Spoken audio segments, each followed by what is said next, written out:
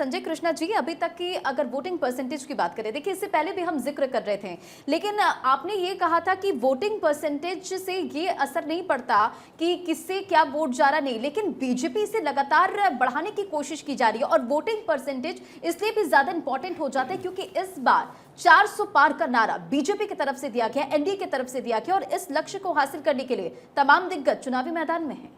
बिल्कुल आप सही कह रही हैं, लेकिन वोटिंग परसेंटेज से मेरा अभी भी यही मानना है कि एनडीए को या बीजेपी को फर्क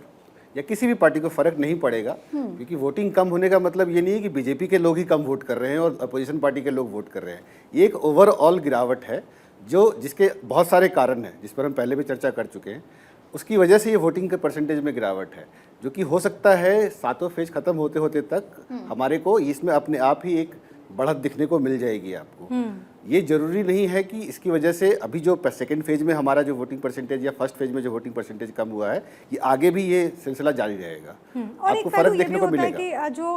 ग्रामीण वोटर्स हैं वो ज्यादा सजग नजर आते हैं, जो अर्बन वोटर्स हैं वो उसके कंपैरिजन में कम सजग नजर आते हैं। बिल्कुल, जैसे कि हम बड़े शहरों में बैठे हैं, जैसे फ्राइडे को अगर इलेक्शन हो जाता है तो लोग वीकेंड समझ के, लॉन्ग वीकेंड समझ के छुट्टियां मनाने निकल जाते हैं, वो भी एक बहुत बड़ा उसमें फर्क डाल देता है। ठीक है, मैं लौट रही हूँ आपके पास संजय राणा जी, क्योंकि दोनों का नाम संजय, देखिए ये भी एक संयोग है। संजय राणा जी, आपके पास आते हुए सवाल ये उठता है कि क्या चुनाव दूसरे फेज के ठीक पहले कांग्रेस ने एक मुद्दा दे दिया भारतीय जनता पार्टी को सैम पित्रोदा की तरफ से, और इनहेरिटेंस टैक्स को लेकर के हम देख रहे हैं लगातार बीजेपी के तमाम बड़े चेहरे इसको लेकर के पलटवार कर रहे हैं। देखिए, जब चुनाव की चर्चा करते हैं तो हमें एनालिसिस करना चाहिए 2014 का और 2019 का चुनाव का। देखिए 2014 में फेज 2 में हम बैठे हुए हैं, तो फेज 2 में भारतीय जनता पार्टी अलायंस को तकरीबन 45 सीटें मिली थी और फेज 2019 के चुनाव में अगर चले तो 54 सीटें मिली थी, सिर्फ बीजेपी को अलायंस मिला करके तकरीबन 60 सीटें मिली थी। और वोट परसेंट में आपको बड़ा डिफरेंस मिलेगा, तकरीबन 51% वोट मिला था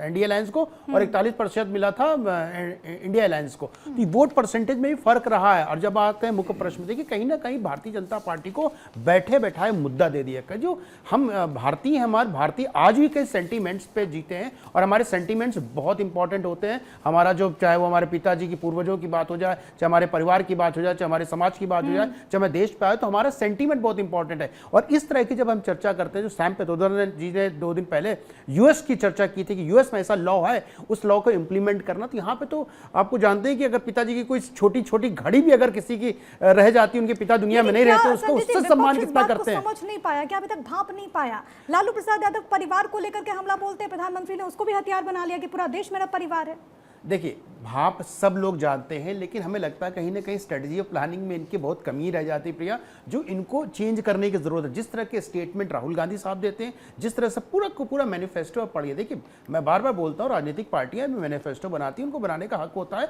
लेकिन वो देशव्यापी होना चाहिए, सब समाज के लिए होना चाहिए, किसी एक पर्टिकुलर वर्ग के लिए नहीं होना चाहिए। और मैं ये नहीं बोल रहा हूँ कि मैनिफेस्टो फर्स्ट टाइम आया है, ये आजादी के बाद से ही प्रक्रिया चली आ रही है। राहुल गांधी साहब या अभी बार बार कांग्रेस पार्टी बोलती है पिछड़ा और दलित, लेकिन उन्होंने 1953 में काका केलकर कमेटी आई